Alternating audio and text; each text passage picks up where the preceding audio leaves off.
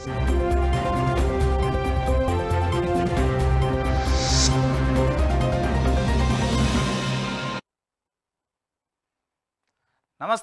నేను జర్నలిస్ట్ దండు శ్రీనివాస్. ఈరోజు ఏపీ వార్తాపత్రికల్లో వచ్చిన వార్తలను విశ్లేషణ చేద్దాం. ముందుగా దిశ పేపర్లో వచ్చిన వార్తలను చూద్దాం. 15 ఆగస్టు రోజున 3 స్కీముల ప్రారంభం. అన్న క్యాంటీన్లు, ఆర్టీసీ బస్సుల్లో మహిళలకు ఫ్రీ జర్నీ, తల్లికి వందనం పథకాలు మొదలట. సూపర్ 6లో భాగంగా అమలుకు ప్రభుత్వం సన్నాహాలు. 15 ఆగస్టు రోజున, ఆగస్టు 15 రోజున 3 స్కీములట.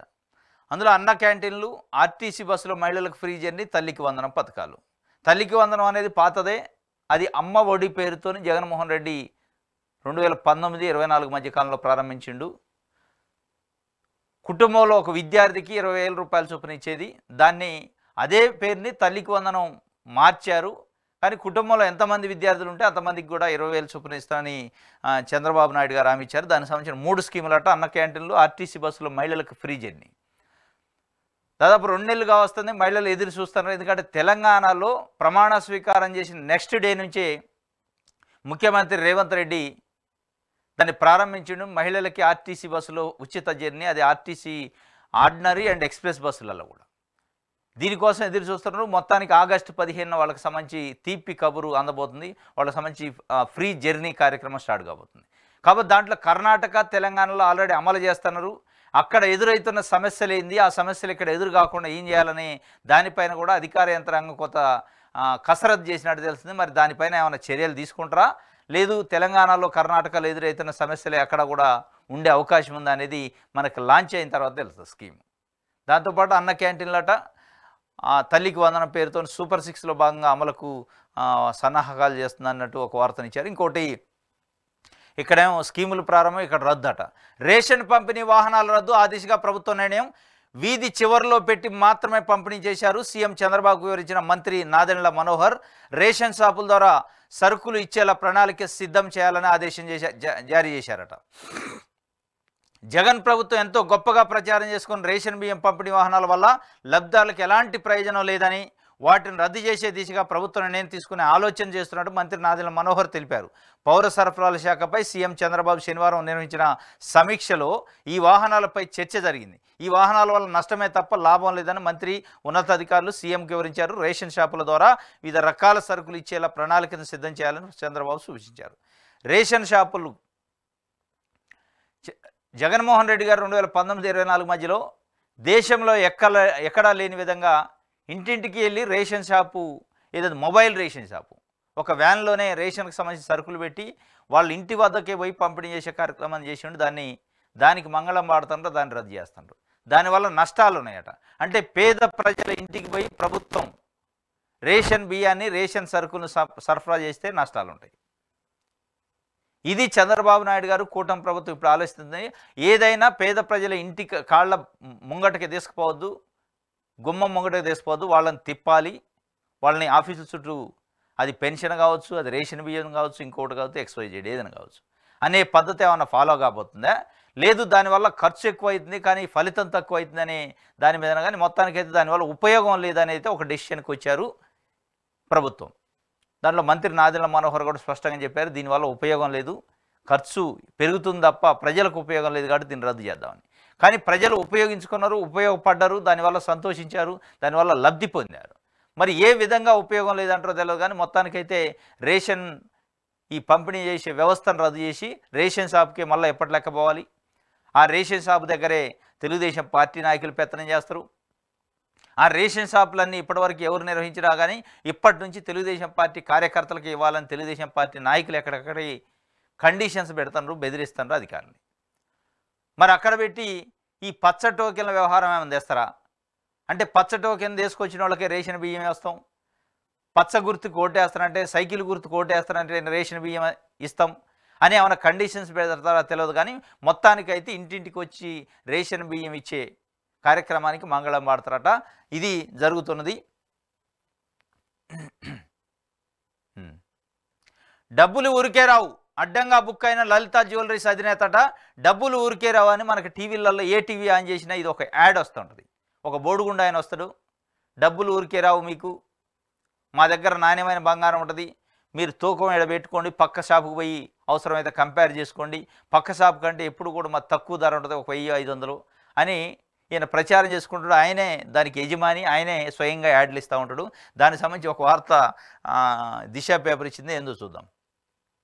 డబ్బులు ఊరికే రావంటూ తరచూ మీడియాలో ప్రత్యక్షమయ్యే లలితా జ్యువెలరీ అధినేత Kiran Kumar GST input tax credit పేరుతో ఎంతో కొంత నొక్కేయాలనుకున్నారు. కానీ అధికారులు చిక్కిపోయారు. పక్క షాప్లో వెరిఫై చేసుకోండి అంటూ కస్టమర్లకు సూచనలు ఇచ్చే ఆయన జీఎస్టీ రిటర్న్స్లో మాత్రం తప్పుడు లెక్కలు ఇచ్చారు. హైదరాబాద్ పంజాగుట్టలోని లలితా జ్యువెలరీ 2017-18 సంవత్సరానికి జీఎస్టీ ఇన్పుట్ ట్యాక్స్ క్రెడిట్ పేరుతో 56.61 కోట్లను క్లెయిమ్ చేసుకున్నారు. కానీ ఆయన సమర్పించిన రిటర్న్స్ లెక్కల ప్రకారం 41 కోట్లే రావాల్సి ఉన్నదని, వాస్తవానికి రావాల్సిన అమౌంట్ కంటే 15.39 కోట్లు ఎక్కువ పొందినట్టు తెలిసింది.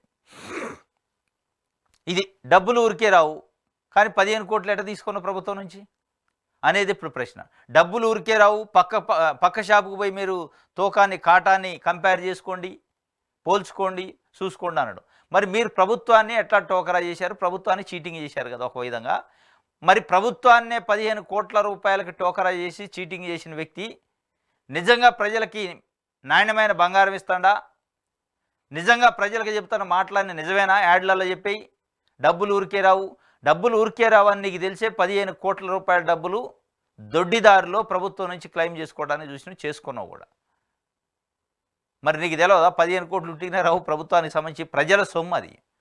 అంటే ప్రజలకు ఒకవైపు మీరు ఏం చెప్తున్నారు? డబ్బులు ఊరికే రావు, మీరు చూసుకోండి, పక్క షాపుకు పోయి పక్క షాపులోని వెరిఫై చేసుకోండి, ఈ పక్క షాపులో వెరిఫై చేసుకోండి అని చెప్పే తెలివి ఉన్నప్పుడు, డబ్బులు ఊరికే రావని చెప్పే తెలివి ఉన్నప్పుడు, అంటే ప్రజల్ని మోసం చేస్తున్నావా, ప్రభుత్వాన్ని మోసం చేస్తున్నావా?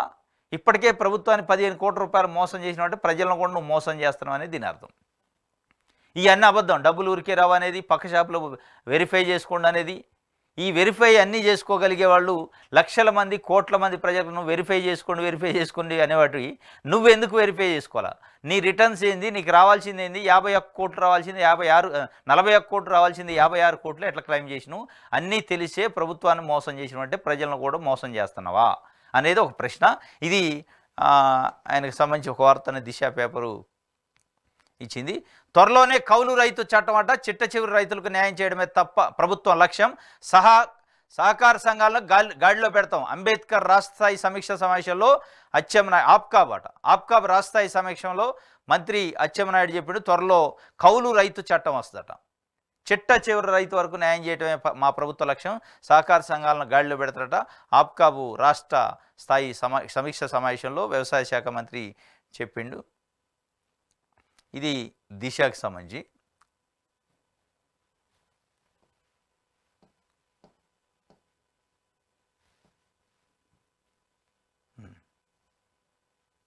ఓకే, సాక్షి చూద్దాం. చదువులకు చంద్రగ్రహణం, కూటమి ప్రభుత్వం నిర్లక్ష్యంతో విద్యార్థులకు ఇక్కట్లాట. చదువులకు చంద్రగ్రహణం పట్టిండు, అదే చంద్రబాబు నాయుడు గ్రహణం. ప్రభుత్వ స్కూళ్ళ విద్యా వ్యవస్థను బలోపేతం చేయండి జగన్మోహన్ రెడ్డి గారు 2019-24 మధ్యలో. ఇంగ్లీష్ మీడియం స్కూల్స్ పెట్టిండు. అదేవిధంగా టోఫెల్కి సంబంధించి ఎగ్జామ్ ప్రిపరేషన్ చేసిండు. బైజూస్ సంస్థను ఒప్పందం చేసుకుంటూ అనేక రకంగా డిజిటలైజేషన్ చేసిండు స్కూల్స్ని. దాన్ని మొత్తాన్ని కొప్పు కిందేసే కార్యక్రమం చంద్రబాబు నాయుడు గారు చేస్తుండట. చదువులకి చంద్రగ్రహణం పట్టిండని సాక్షి పేపరు ఒక వార్తను రిపోర్ట్ చేసింది. 2 నెలలు అవుతున్నా పూర్తి స్థాయిలో అందని స్టూడెంట్స్ కిట్లు, 60% విద్యార్థులు కూడా చేరని యూనిఫామ్లు, కొలతల తేడాతో మూలకు చేరిన బూట్లు, ప్రతిరోజు ఒక స్కూల్ నుంచి మరో స్కూల్కి సర్దుబాటు, ఏజెన్సీల మార్పుతో గందరగోళం, రుచి మారిన మధ్యాహ్న భోజనం, అన్ని స్కూళ్లలోనూ టీచర్ల కొరత, టోఫెల్ ఎత్తివేత, అమ్మఒడికి ఎగనాం. గత ప్రభుత్వంలో స్కూలు తెరిచిన తొలి రోజే విద్యా కానుక. టోఫెల్ ఎత్తేసారట ఆల్రెడీ. అమ్మఒడికి ఎగనాము. వివక్ష లేకుండా విద్యార్థులందరికీ కిట్లు పంపిణీ, బడికి పిల్లలకు పంపే తల్లులకు అమ్మఒడి ద్వారా ఏటా 15,000 సాయం అందేది. ఇవన్నీ ఎత్తేసే కార్యక్రమం జరుగుతుందట. విద్యా కానుక అనేది ఉంటుంది. స్కూలు ప్రారంభం అయింది అంటే, ప్రారంభం జూన్లో అవుతుందంటే వాళ్ళకి కావాల్సిన షూస్ 2 జతలు, యూనిఫామ్లు ఒక 3 జతలు, స్కూల్ బ్యాగులు 2, ఇట్లా వాళ్ళకి ఏదైతే కావాలో విద్యార్థులకు కావాల్సిన అవసరమైన వస్తువుల్ని విద్యా కానుక రూపంలో జగన్మోహన్ రెడ్డి పంపిణీ చేసేది. నాణ్యమైన షూసు, నాణ్యమైన యూనిఫాము, నాణ్యమైన బ్యాగులు, వాళ్ళకి కావాల్సిన పెన్ను, పెన్సిళ్ళు, పుస్తకాలు, నోటు పుస్తకాలు అన్నీ కొనిపెట్టేది. దానికి పంగనామాలు పెట్టారు, ఎగనామం పెట్టారు. దానికి అలవాటు పడి ఉన్నారు ప్రజలు. వాళ్ళు ఇవన్నీ ఉచితంగా ఇస్తున్నప్పుడు ఎంకరేజ్ చేసినట్టయితే పేద పిల్లలు డొక్కాడితే కానీ రెక్కాడిన ప్రజలు కూడా ఉచితంగా ప్రభుత్వం ఇస్తుంది కాబట్టి మనం స్కూల్కి పంపుదామని ఒక ఆలోచన వచ్చేది. ఎవరు కూడా స్కూల్ డ్రాప్ అవుట్స్ ఉండకపోయేది. ఇవాళ మీరు చేస్తుంది వాటన్నిటిని ఎగనామం పెట్టి పంగనామాలు పెట్టారు. అంటే పేద ప్రజల పిల్లలు ఎక్కడ పోయినా పర్లే గాలికి వదిలేసి వాళ్ళని మీరు పెట్టుబడులు అమరావతి పెద్ద పెద్ద కార్పొరేట్ కంపెనీల కోసమే చూస్తున్నారు తప్ప పేద ప్రజల చదువుల గురించి మీ ఆలోచన లేదు. రాష్ట్రంలో ప్రభుత్వ బడుల్లో చదువులు గాడి తప్పాయా? విద్యార్థులందరికీ యూనిఫామ్ అందలేదా? కొంతమందికి బూట్లు ఇచ్చారా? టీచర్ల కొరత వేధిస్తుందా? మధ్యాహ్నం పిల్లలకు రుచి పచిలేని భోజనం పెడుతున్నారా? ఇదివరకు మెనూ అమలు కావడం లేదా? వంట వాళ్ళని ఇష్టానుసారం మార్చేస్తున్నారా? టోఫెల్కు మంగళం పాడారా? ఇంగ్లీష్ మీడియం చిన్నచూపు చూస్తున్నారా? స్టూడెంట్ల కిట్లను కూటమి నేతలు పంపిణీ చేస్తున్నారా? ఈ ప్రశ్నలన్నిటికీ ప్రతి జిల్లాలో, ప్రతి ఊళ్ళో ప్రతి ఒక్కరూ అవుననే సమాధానం ఇస్తున్నారు. ఇన్నాళ్ళు బంగారంలో చక్కగా సాగిపోతున్న చదువులకు గ్రహణం ఏంటని ఆవేదన వ్యక్తం చేస్తున్నారు. ఆ గ్రహణం చంద్రగ్రహణం అట. ఇది రాష్ట్రంలో విద్యా వ్యవస్థ పైన చంద్రబాబు నాయుడు గారి ప్రభుత్వం యొక్క తీరు. ప్రభుత్వ స్కూళ్ళు నిర్వీర్యం చేయాలనే ప్రయత్నం జరుగుతుందా ఏం లేదు తెలియదు. ఎందుకంటే ఆయన క్యాబినెట్లోనే ప్రైవేట్ స్కూళ్ళు, కార్పొరేట్ స్కూళ్ళ యజమాని ఉన్నాడు. నారాయణ విద్యా సంస్థల చైర్మన్ నారాయణ మున్సిపల్ శాఖ మంత్రి. మరి వాళ్ళని ఎంకరేజ్ చేయడానిక గడిచిన 5 సంవత్సరాల్లో ప్రైవేట్ స్కూళ్ళు నిర్వీర్యం అయినాయి. ప్రైవేట్ స్కూల్ని ఎంకరేజ్ చేయలేదు. ప్రభుత్వ స్కూల్ని ఎక్కడికక్కడ ప్రోత్సహించి ప్రభుత్వ స్కూల్లో స్ట్రెంత్ పెంచి చేసిండు జగన్మోహన్ రెడ్డి. మీరు ఇలా ఏం చేస్తున్నారు?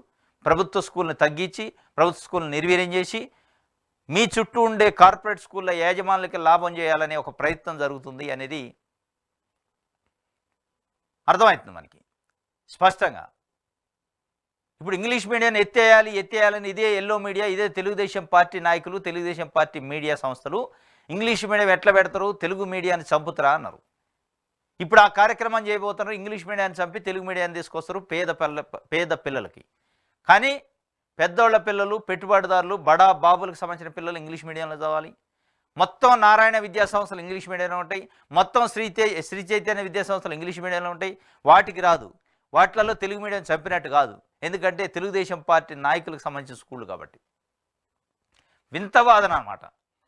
ఎక్కడ చూసినా రాష్ట్రంలో ప్రైవేట్ స్కూళ్ళు ప్రతిదీ ఇంగ్లీష్ మీడియంలో ఉంటాయి. కానీ వాటికి ఇబ్బంది లేదు. వాటిని ఎట్లా నడిపినా అప్పుడు తెలుగు చంపినట్టు కాదు. కానీ ప్రభుత్వ స్కూల్లో ఎస్సీ, ఎస్టీ, బీసీ మైనార్టీ వర్గాలు చదివే పేద పిల్లలు చదివే ప్రభుత్వ స్కూల్లో ఇంగ్లీష్ మీడియం పెడితే ఈ ఆంధ్రజ్యోతి, ఈనాడు పత్రిక కడుపులో మంట మండిది పాపం. ప్రభుత్వ స్కూల్లో చదివే పేద పిల్లలు ఎట్లా ఇంగ్లీష్ మీడియం చదివిస్తారు? మా పిల్లలే చదవాలి, మా వర్గాల పిల్లలే చదవాలనే ఒక ధోరణి కనపడది. దాన్ని ఇప్పుడు ఇంప్లిమెంట్ చేస్తున్నారు. అంటే ప్రజలే తెచ్చుకున్నారు కాబట్టి ప్రభుత్వాన్ని ప్రజలే ఎవరైతే పేద ప్రజల పొట్టగొడతారో ఆ పార్టీలే గెలవాలని కోరుకున్నారు. కాబట్టి ఇలా చంద్రగ్రహణమే పట్టింది, దాంట్లో డౌటే లేదు. ఇది ఒక వార్త. ఎన్నికల్లో భారీగా అవకతవకలు. ఆంధ్రప్రదేశ్ ఎన్నికల్లో 12.5% ఓట్లు పెరిగినాయట. ఎన్నికల్లో భారీగా అవకతవకలు జరిగినాయి 2024 జనరల్ ఎలక్షన్స్లో. ఆంధ్రప్రదేశ్లో కేస్ స్టడీకి తీసుకుంటే 12.5% ఓట్లు పెరిగినాయట. అంటే పోలింగ్ అయినప్పటికీ, కౌంటింగ్ అయినప్పటికీ. అంటే ఏదో పెద్ద ఎత్తున మతలబు జరిగింది, అవకతవకలు జరిగినాయి. అవకతవకలు ఏంది, మతలబు ఏంది అనేది స్పష్టంగా మరి ఆయన చెప్పిన పరిస్థితి. ఈసీ ప్రకటించిన ఓట్ల లెక్కలకు తుది ఓటింగ్ శాతానికి మధ్య భారీ తేడా వచ్చిందట. వస్తుంది. ఈసీ ప్రకటించిండు. ఈసీ అనేది ఎలక్షన్ కమిషన్ ఒక కాన్స్టిట్యూషనల్ బాడీ. ఈసీ బయటకు వచ్చి ఒక శాతాన్ని ప్రకటించింది. దానికి తర్వాత తుది ఓటింగ్ శాతానికి మధ్య భారీ తేడా ఉందట. అంటే దాని అర్థమైంది మరి ఏం జరిగింది, లోపల ఏమి అవకతవకలు జరిగినాయి, ఏం మతలబు చేశారు, ఈవీఎంల్లో ఏమన్నా మతలబు చేశారా లేదంటే మార్చారా తెలియదు. కానీ ఈసీ స్వయంగా ప్రకటించిన పోలింగ్ శాతానికి తుదకి వచ్చిన పోలింగ్ శాతానికి తేడా ఉందట. ఈవీఎంల యుగంలోనే ఇంత వ్యత్యాసాల ఈ ఎన్నికల ఫలితాలు సరైనవేనా? కాంగ్రెస్ నేత సందీప్ దీక్షిత్ చెప్తుండు. ఆయన చాలా అలిగేషన్ చేసిండు. వాస్తవంగా చాలా ఆరోపణలు చేసిండు. దానిపైన ప్రభుత్వం, అటు కేంద్ర ప్రభుత్వం కానీ ఎన్నికల కమిషన్ కానీ స్పష్టత ఇవ్వాల్సిన అవసరం ఉంది. ఎందుకంటే భారతదేశ ప్రజాస్వామ్యంలో ఎన్నికలే ప్రధానమైన ఘట్టం. ఈ భారతదేశ ప్రజల్ని 130 కోట్ల మంది ప్రజలను పరిపాలించడానికి ఎన్నికలు ఒక్కటే ప్రామాణికం. ఎన్నికల్లో గెలిచిన పార్టీ అధికారంలో ఉంటుంది.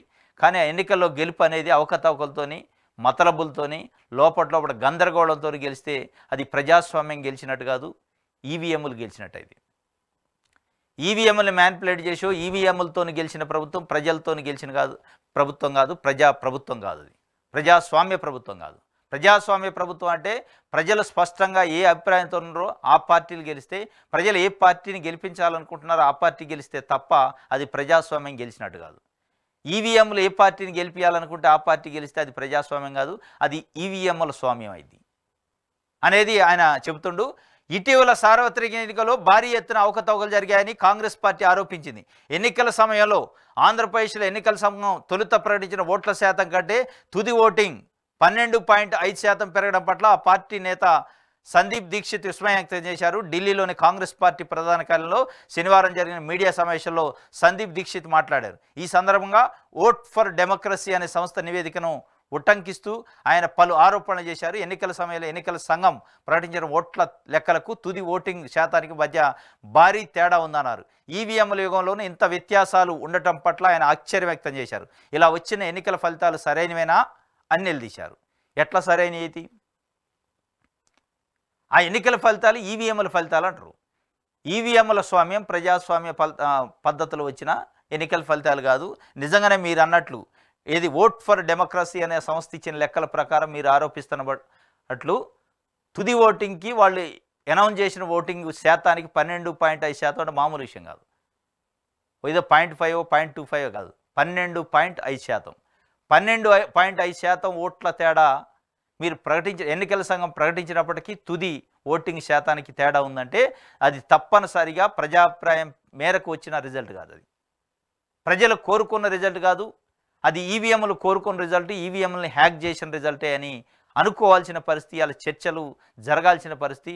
దానిపైన నిర్దిష్టంగా ఎన్నికల సంఘం కానీ కేంద్ర ప్రభుత్వం కానీ స్పష్టమైన క్లారిటీ ఇవ్వాల్సిన అవసరం ఉంది. ఆ క్లారిటీ వాళ్ళు ఇయ్యనంతసేపు ఈ గందరగోళం ఉంటున్నది, ఈ చర్చ ఎటు పోద్ది. కాబట్టి నిజంగా జరిగిందా, 12.5% తేడా ఉందా, ఉంటే ఎందుకు ఉంది, ఈవీఎంలో ఇంత వ్యత్యాసం రావడానికి కారణం ఏంది, ఆ వివరాలను పూర్తిగా అన్ని రాజకీయ పార్టీలకి, ప్రజలకి, ప్రజా సంఘాలకి, ప్రజాస్వామ్యవాదులకి తెలియజేయాల్సిన అవసరం ఎన్నికల సంఘానికి ఉంది. మరి ఎన్నికల సంఘం ఏం చేస్తుందో చూడాలి. ఎన్నికల అవకతవకలతో బీజేపీకి అదనంగా 79 సీట్లు వచ్చినాయట. ఎన్నికల్లో అవకతవకలు చేయటం వల్ల బీజేపీకి 79 సీట్లు వచ్చినాయి అంటున్నారు. మరి ఇక్కడ ఆంధ్రప్రదేశ్లో కూటమికి ఎన్ని సీట్లు వచ్చినాయి అవకతవకలలో, నిజంగా అవకతవకలు జరిగి ఉంటే అనేది సాక్షి పేపర్లో ఆయన ఏఐసిసి నాయకుడట, జాతీయ కాంగ్రెస్ నాయకుడు సందీప్ దీక్షిత్ మాట్లాడారు. దీనిపైన మరి కేంద్ర ప్రభుత్వం కానీ అటు ఎన్నికల సంఘం కానీ ఏమైనా క్లారిటీ ఇస్తుందా అని చూడాలి. బడుగులపై బుల్డోజరు, విశాఖలో జనసేన పార్టీ కార్పొరేటర్ మూర్తి యాదవ్ అరాచకం. చిరు వ్యాపారుల 500 దుకాణాలు కూల్చివేసిండట. వారి షెడ్లను పెకిలించి పారేసిన వైన రోడ్డుపై బైఠాయించిన బాధితులు. ఇది బడుగులపై బుల్డోజరు ఎవరు చేసింది? మార్పు కోసమే రాజకీయ పార్టీ పెట్టినా అని జనసేన అధ్యక్షుడు పవన్ కళ్యాణ్ చెబుతున్న ఆ పార్టీ కార్పొరేటరు మూర్తి యాదవ్ అట విశాఖపట్నంలో 500 షాపులు, బడుగు బలహీన వర్గాలు ఆ షాపులు నడుస్తున్న వాళ్ళ జీవితం నడుస్తుంది.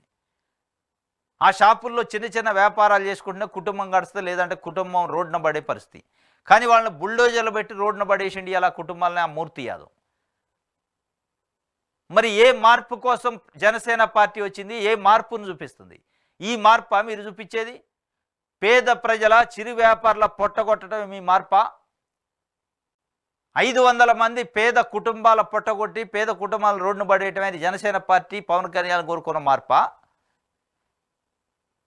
పెద్దలు పెత్తందారులకు వత్తాస పలకటమే మీ యొక్క మార్పా?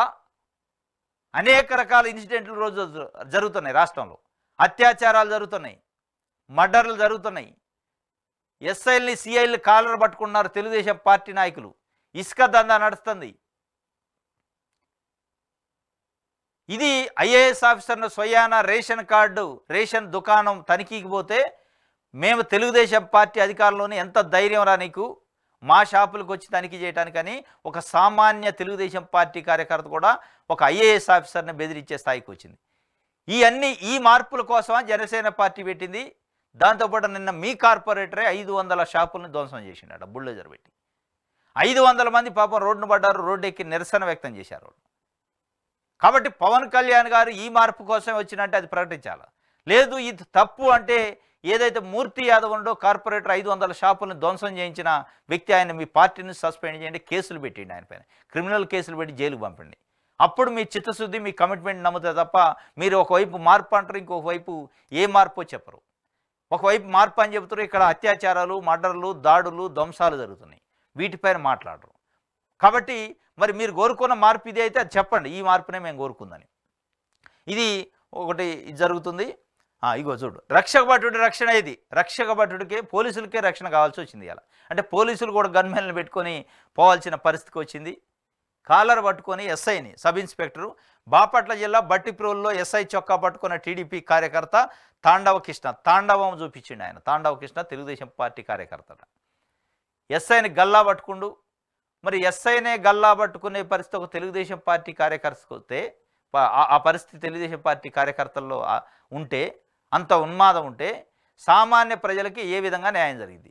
సామాన్య ప్రజలు తెలుగుదేశం పార్టీ ప్రభుత్వాన్ని కానీ తెలుగుదేశం పార్టీని కానీ ప్రశ్నించే పరిస్థితి ఉంటుంది. ఇది బాపట్ల జిల్లా బట్టిప్రోల్లో అట. బట్టిప్రోల్లో టీడీపీ బరితెగింపు, ఎస్ఐ చొక్కా పట్టుకొని నెట్టివేసిన టీడీపీ కార్యకర్త. అధికార పార్టీ కార్యకర్త కావడంతో మిన్నకుండిపోయిన ఎస్ఐ వీడియో సోషల్ మీడియాలో వైరల్. టీడీపీ ముఖల దౌర్జన్యంపై సర్వత్రా చర్చ, సామాన్యుల పరిస్థితి ఏంటోనని ఆందోళన. ఇక ఆందోళన చెందడం అంటే ఇక సామాన్యులు కాదు, ఆఫీసర్లకే దిక్కులేదు, ఐఏఎస్ ఆఫీసర్లకి, ఇక సామాన్యులకి అడిగారు. ఐఏఎస్ ఆఫీసర్లు ఎండోమెంట్ ఈఓల పైనే దౌర్జన్యాలు చేస్తున్నారు. ఇంకా నిన్న డైరెక్టు కాకి బట్టలు వేసుకు ఎస్ఐని కూడా కాలర్ పట్టుకున్నారు. ఇక సామాన్యుడికి దిక్కేది, సామాన్యుడు ప్రశ్నించే హక్కేది, సామాన్యుడికి సంబంధించిన ఆస్తులు గుంజుకున్నా మాట్లాడే పరిస్థితి ఉండదు. కేసులు కూడా బుక్ చేయరు. ఇది బట్టిప్రోల్లో జరిగిందట. దీనికి సంబంధించి 10వ పేజీలో ఉంది వార్త, చూద్దాం. ఇది మొన్న ఏదైతే, ఒక్క నిమిషం 10వ పేజీ చూద్దాం ఎక్కడ జరిగింది ఇది అనేది.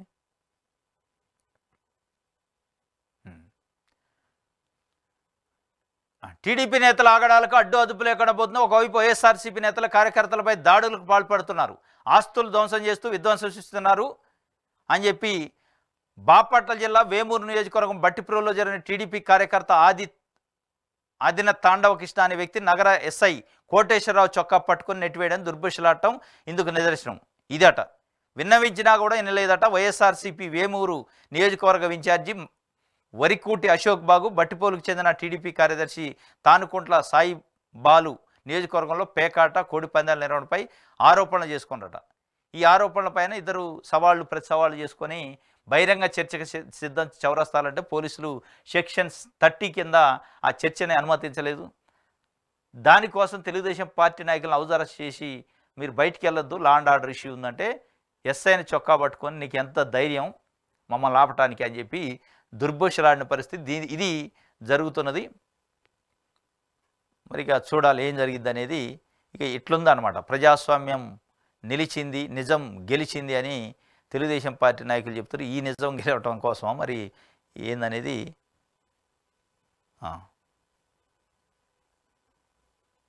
ఓకే, ఇదేమో రక్షక భటుడికి రక్షణ. ఇది రేషన్ బండికి దారేది.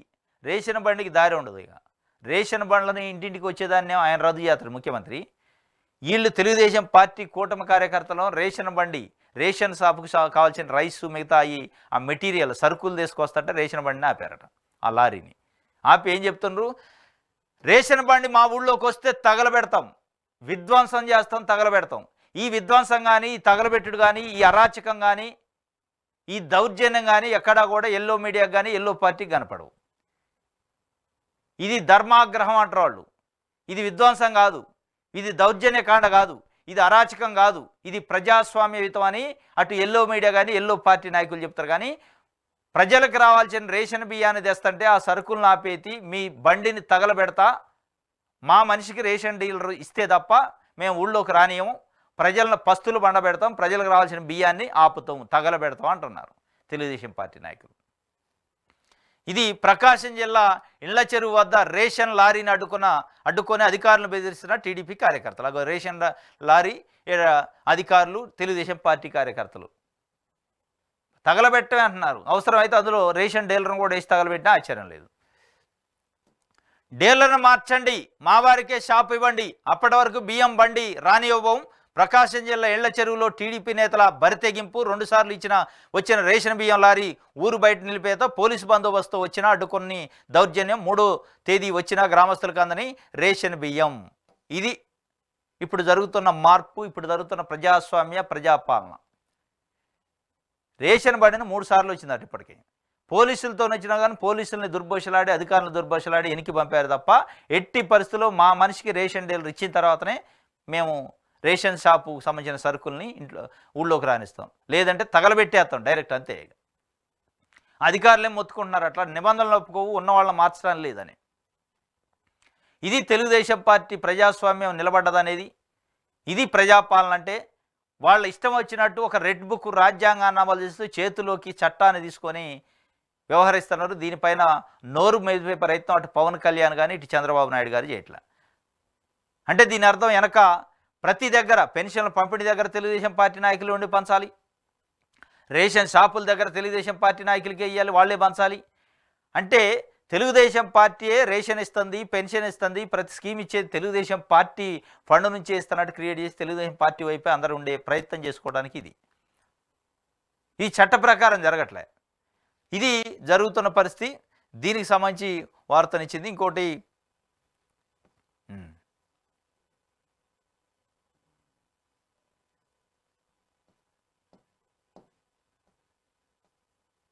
ఓకే,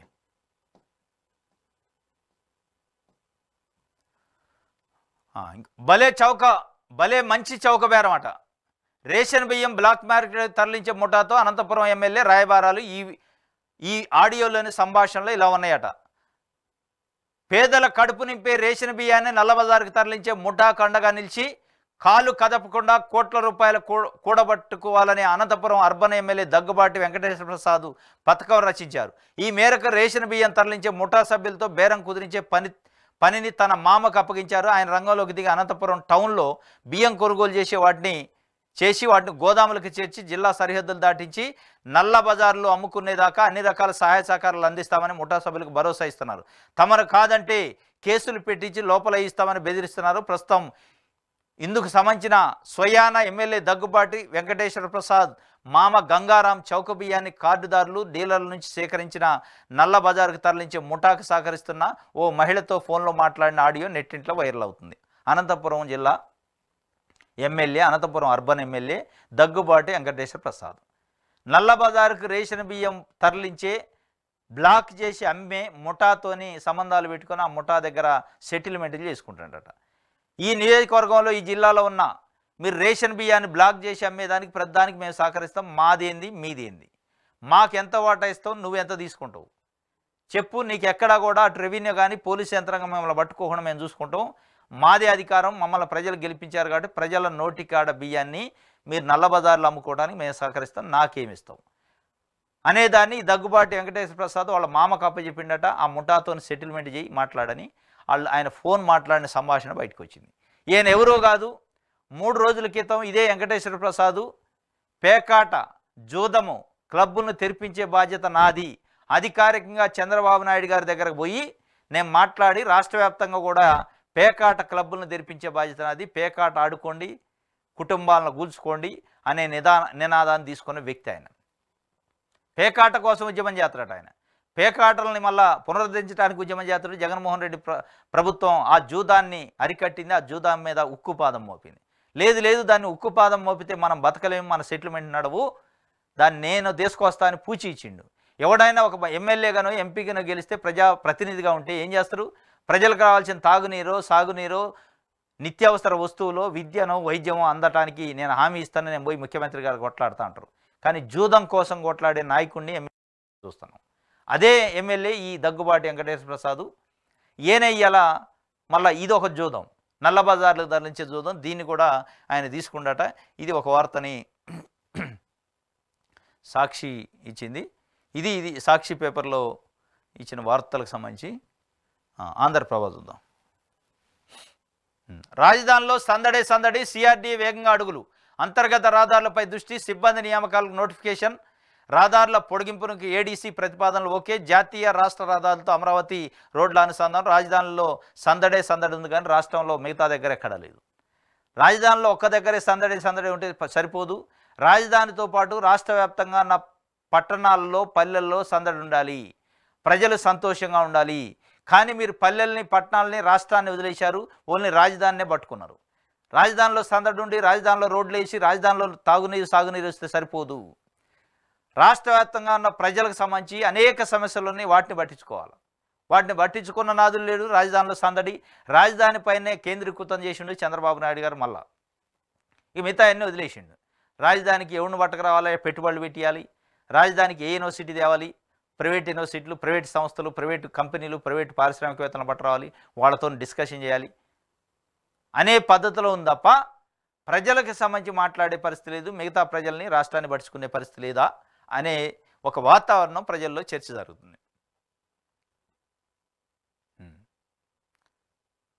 15లోగా పాఠశాల విద్యా సమస్యలు కొలిక్కి వస్తాయట. తెలుగులోని 10th పరీక్షలు, టీచర్ల సర్దుబాటు, పదోన్నతుల పరిశీలనట. 15లోగా పాఠశాల విద్యకు సంబంధించి సమస్యలు కొలిక్కి వస్తాయి. ఎందుకు ₹1 అయినప్పుడు యానించి వస్తాయి కొలిక్కి. 10th exams Telugu మీడియమేనట. అంటే మొత్తానికి ఎల్లో పార్టీ కోరుకున్న పేద ప్రజలకు ఇంగ్లీష్ మీడియం అందొద్దని కోరుకున్న కోరిక నెరవేరింది.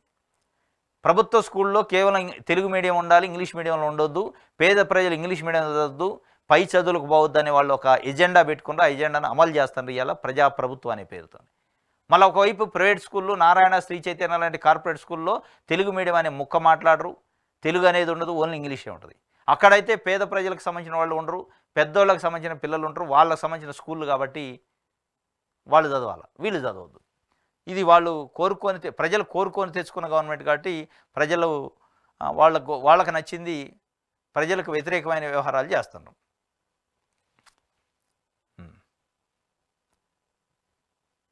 ఆంధ్రజ్యోతి చూద్దాం. జల సంధానం, గోదావరి పెన్నా కావేరి అనుసంధానం. పెన్నా బేసిన్ గోదావరి జలకళాలు, రాయలసీమ కరువు తీరే అవకాశం అట. కడప, చిత్తూరులో కొత్తగా 5 లక్షల ఎకరాల ఆయకట్టు. ఇది ఎప్పుడు వింటూనే ఉంటాం. నదుల అనుసంధానం నేనే సృష్టించిన అంటాడు చంద్రబాబు నాయుడు గారు. ఆ అనుసంధానం అయింది లేదు, మనం చూసింది లేదు. అయిపోయాక 5 లక్షల ఎకరాలు పండింది. చంద్రబాబు నాయుడు గారు వచ్చి ఉండి ఇటు చేయి ఊపితే 5 లక్షల ఎకరాలు పండినట్టే, పంటలు వచ్చినట్టే అని ఆంధ్రజ్యోతి ఒక వార్త. జల కళాట అయిపోయినట్టే ఇప్పుడు ఎడ వేశారు. గోదావరి పెన్నా నదులు అనుసంధానం చేస్తారంటే ఇది అయ్యేది కాదు, మన్ను కాదు. చిన్న కాలువలు తోవటానికి డబ్బులు లేని పరిస్థితి. డబ్బులు లేవు అని ఒకవైపు చెబుతూనే ఏదో అయిపోయినట్టు, సంధానం అయినట్టు. కడప, చిత్తూరులో కొత్తగా 5 లక్షల ఎకరాల ఆయకట్టు వస్తుందట. అది వచ్చేది ఎప్పుడు, మేము చూసేది ఎప్పుడు, మీరు చేసేది ఎప్పుడు? ప్రకాశం, గుంటూరు, నెల్లూరులోని వెనకబడిన ప్రాంతాలకు జలకళ. సాగర్ పరిధిలోని మెట్ట ప్రాంతాలను తడుపునున్న 80 టీఎంసీలు. బొల్లాపల్లిలో రిజర్వాయర్ నిర్మాణం ప్రతిపాదనలతో సిద్ధమైన రాష్ట్ర ప్రభుత్వం 1 ఎకరం కూడా సేకరించాల్సిన పని లేదు. పైప్ లైన్లు, కాలువల ద్వారా జలాల తరలింపు, 25,000 కోట్లతో అనుసంధానం పూర్తి. ఇది ఎక్కడ భూసేకరణ లేదట, కాలువలు లేవట, పైప్ లైన్లతోనట. ఇగో కాళేశ్వరం అట్నే చేసిండు కేసీఆర్ గారు. 1,00,000 కోట్ల రూపాయలు గోదావరి నదిలో పోసిండని ఇదే ఆంధ్రజ్యోతి రాసింది. మళ్ళీ అక్కడ 20 కోట్లతోనట. ఏదేదో మొత్తానికైతే చెప్తున్నారు. అది అయ్యేది కాదు, మన్ను కాదు, మనం చూడం. 100 రోజుల్లో వ్యవస్థలు గాడిలో పెడతాం. 3 గంటలు నిలబడే గ్రీవెన్స్లో వినతులు స్వీకరించిన చంద్రబాబు. 1000 అర్జీదారులతో ఎన్టీఆర్ భవన్ కిటకిట. విశాఖ ఉక్కుకు చంద్రబాబు భరోసా. ఏం భరోసా ఇచ్చిండు? కేంద్రమే ఇలా ఏనేమిస్తాడు భరోసా? కేంద్రం దగ్గరకు పోయి విశాఖ ఉక్కును ప్రైవేటీకరణ చేద్దని ఒక మాట చెప్పే దమ్ము కానీ ధైర్యం కానీ లేదు. ఆంధ్రజ్యోతికి భరోసా ఇచ్చినట్టు అనిపిస్తుంది. ఏం భరోసా ఇచ్చిండు? నేను అడ్డంగా నిలబడతా, ప్రైవేటీకరణ చేయకుండా అని చెప్పిండు. ఏమన్నా వాళ్ళు ప్రతిపక్షంలో ఉన్నప్పుడు కానీ ఇప్పుడు అధికారంలోకి వచ్చినప్పుడు కానీ విశాఖ ఉక్కు పైన క్లారిటీ లేదు. అది ప్రైవేట్ పరం చేయాల్సిందే అనే ఒక పందా తీసుకునిరా ఏమనిపిస్తుంది కానీ దానిపైన నోరు మెదపట్లే. కానీ భరోసా ఇచ్చినట్టు ఆంధ్రజ్యోతి పత్రిక అయితే ఎక్కడ లేని ఆనందం. పాపం ఆ ఆనందాన్ని, వాళ్ళ ముఖంలో సంతోషాన్ని ఈ పేపర్ రూపంలో చూపిస్తున్నారు. 3 గంటలు నిలబడ్డాడు చంద్రబాబు నాయుడు గారు. ఏదో అద్భుతం. 3 గంటల 6 గంటల పక్కన పెడితే ప్రజలకు ఏం మేలు జరిగింది అనేది ఇక్కడ చూసుకోవాలి. 3 గంటలు నిలబడకపోతే ఒక కుర్చీ వేసుకొని కూర్చొని మాట్లాడితే కూడా వద్దండా? ఇదంతా ఒక రకంగా పబ్లిసిటీ స్టంట్. కాకపోతే ఆఫీసులో కుర్చీ వేసుకొని కూర్చుంటే అక్కడ ప్రజలు వస్తారు, మాట్లాడతారు, 6 గంటలైనా కూర్చోవచ్చు. కానీ 3 గంటలు నిలబడ్డాడు 3 గంటలు నిలబడ్డాడు అని చెప్పుకోవడానికే నిజంగానే ఆడేమన్నా 3 అన్న 4 అన్న సమస్యలు పరిష్కారం అయినాయి అనేది ముఖ్యం. బాబును చూసి గోనె ప్రకాశ్రావు కన్నీళ్లు పెట్టుకుండట. టీడీపీ ఆఫీస్కి బీఆర్ఎస్ మాజీ ఎమ్మెల్యే వచ్చిండట. బాబును చూసి గోనె ప్రకాశ్రావు కన్నీళ్లు పెట్టుకుండట. మరి ఆ వీడియో ఎక్కడ కనపడలా? అంటే ఇదంతా పబ్లిసిటీ స్టంటు చేసే కార్యక్రమం చేస్తున్నారు. భూ కుంభకోణాలపై ఉక్కుపాదం మోపుతాం, సమస్యల పరిష్కారమే లక్ష్యంగా గ్రీవెన్సు. కుంభకోణాలు భూ కుంభకోణాలపైన ఉక్కుపాదం మోపుతారట. తెలుగుదేశం పార్టీ నాయకులు రేషన్ బియ్యం రాకుండా బండ్లు తగలబెడతాం, రేషన్ బియ్యం రేషన్ షాప్ మా వాడికి ఇవ్వకపోతే బండి తగలబెడతాం, రేషన్ బియ్యాన్ని తగలబెడతాం అంటే దాని మీద మోపండి ఉక్కుపాదం. పేద ప్రజలు సంబంధించిన నిత్యావసర సరుకుల్ని తగలబెడతాం అంటే వాళ్ళ మీద ఉక్కుపాదం మోపండి.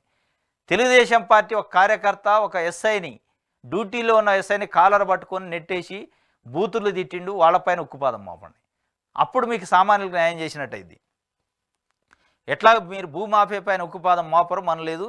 ఇప్పుడు కాకపోతే వైఎస్ఆర్సీపీ నాయకులపైన ఉక్కుపాదం మోపుతారు. తెలుగుదేశం పార్టీ నాయకులు భూ ఆక్రమణ చేసినా మాఫియా చేసినా అది రాజ్యాంగం పరిధిలోనే జరుగుతున్నట్టు, అది ఒక మంచి పని అన్నట్టు చెప్తారు ఇటు ఎల్లో మీడియా కానీ మీరు కానీ. వాళ్ళు కబ్జా చేసింది కబ్జా కాదు. ఇది ఆంధ్రజ్యోతికి సంబంధించి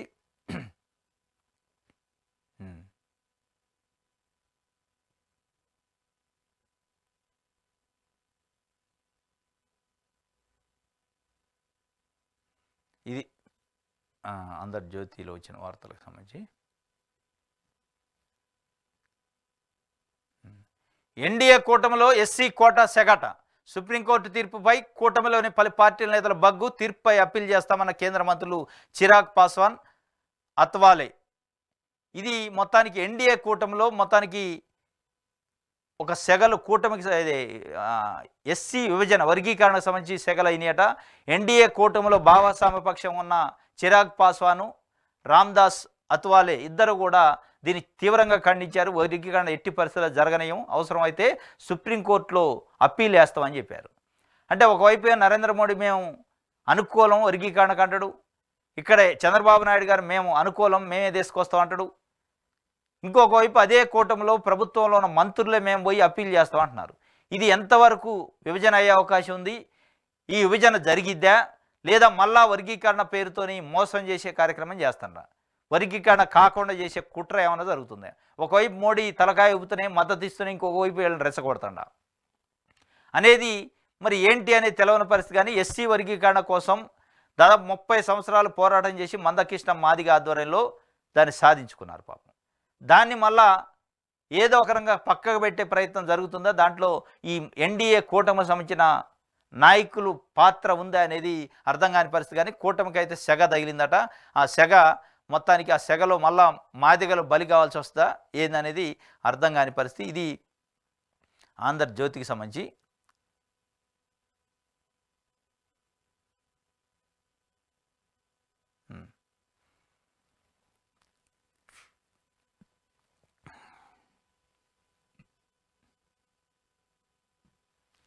దిశ చూద్దాం ఒకసారి. మా భార్యలను కాపురానికి పంపించండి, మామ కేసులు పెట్టి వేధిస్తున్నాడు. కలెక్టరేట్ వద్ద తోడళ్ళ నిరాహార దీక్ష. సానుభూతి వ్యక్తం చేస్తున్న స్థానికులు. భార్యల కోసం రిలే నిరాహార దీక్షలు చేయాల్సిన పరిస్థితి వచ్చింది. కాపురానికి పంపడం ఆయన మా భార్యల్ని అని కలెక్టరేట్ ముందుకు దీక్షలు చేయాల్సిన పరిస్థితి వచ్చింది. ప్రజా సమస్యలపైన రిలే దీక్షలు ఉంటాయి, ప్రజా సమస్యలపైన పోరాటాలు ధర్నాలు ఉంటాయి. కానీ మొట్టమొదటిసారిగా భార్యలను పంపించడానికి మళ్ళీ ఒకే ఇంట్లో అల్లుళ్ళు, ఇద్దరు తోడల్లుళ్ళట, ఇద్దరు అక్క చెల్లెళ్ళని చేసుకున్నారు. వాళ్ళని పంపకుండా రకరకాల కేసులు పెట్టి వేధిస్తున్నట్టు వాళ్ళ మామ. అది నిన్న జరిగింది. దీనికి సంబంధించి ఒక వార్తను 3వ పేజీలో ఉంది, చూద్దాం ఏం జరిగింది అనేది. ఇది భార్యల కోసం కూడా పోరాటం చేయాల్సిన పరిస్థితి, దీక్షలు చేయాల్సిన పరిస్థితి వచ్చింది. ఎక్కడుంది ఇది? ఇది ఎక్కడ? ఇది దిశ ఏలూరు అట. మా భార్యలను కాపురానికి పంపండి అంటూ ఇద్దరు తోడళ్ళు వినూత్న నిరసన చేపట్టారు. ఏలూరు కలెక్టరేట్ ఎదుట శనివారం రిలే నిరాహార దీక్షకు దిగారు. గుజరాత్లో ప్రైవేటు పాఠశాలలో టీచర్గా పనిచేస్తున్న పెద్దల్లుడు పవన్, విజయవాడలో యానిమేషన్లో పనిచేస్తున్న శేషుషాయికి బూరగడ్డ శ్రీనివాస రామాంజన అయ్యంగార్ కుమార్తెలతో గతేడాది వివాహమైంది. పుట్టిన బిడ్డను కూడా చూపకుండా ఆవేదనకు మనోవేదనకు గురి చేస్తున్నారని పెద్దలుడు పవన్, పెళ్ళైన కొద్ది నెలలకే తన భార్యను పంపటం లేదని శేషాయి వాపోయారు. పెళ్లిళ్ళు అయ్యాక ఇద్దరు కూతుళ్లను కాపరానికి పంపకుండా మామ శ్రీనివాస రామాంజన అయ్యంగారు తమపై కేసులు పెట్టి ఇబ్బందులు పెడుతున్నారని ఆరోపించారు. కలెక్టర్ తమ సమస్యపై స్పందించి న్యాయం చేయాలని శ్రీనివాస రామాంజన అయ్యంగార్పై తక్షణమే చర్యలు తీసుకోవాలని డిమాండ్ చేశారు. వీరికి ప్రజల నుంచి మద్దతు లభించిందట. శ్రీనివాస రామాంజన అయ్యంగారు పెద్దగా ఉంది, పేరు అయితే పెద్దగా ఉందని క్యారెక్టరు చిన్నగా ఉన్నట్టుంది. మొత్తానికైతే భార్యలను పంపకుండా ఇద్దరు కూతుర్లను ఇంట్లోనే పెట్టుకొని తీవ్రమైన ఇబ్బంది పెడుతున్నారు. పెద్దల్లుడిని అయితే కనీసం వాళ్ళ పిల్లలను చూసుకునే భాగ్యాన్ని కూడా కల్పించకుండా మనోవేదనకు గురి చేస్తానట. మరి ఇదేమి పైచాచిక ఆనందం కానీ, మరి పెళ్ళిళ్ళు చేసి కాపురానికి పంపాల్సింది పోయి ఇట్లా వాళ్ళ కాపురాల్లో నిప్పులు పోసే కార్యక్రమం సొంత కన్న తండ్రి చేసే ప్రయత్నం అంటే మరి ఏం జరిగిందో తెలియదు కానీ ఇది ఒక రకంగా దురదృష్టకరమే. ఇగో ఇట్లాంటి వాటి కోసం కూడా దీక్షలు చేయాల్సిన పరిస్థితి వస్తుందంటే మానవ విలువలు, మానవ సంబంధాలు, కుటుంబ సంబంధాలు ఎట్లా ఉన్నాయనేది మనకు అర్థమైంది. ఇది ఈరోజు ఏపీలో వార్తాపత్రికకు సంబంధించిన విశ్లేషణ. రేపు తాజా వార్తలతోని కలుసుకుందాం. Thank you.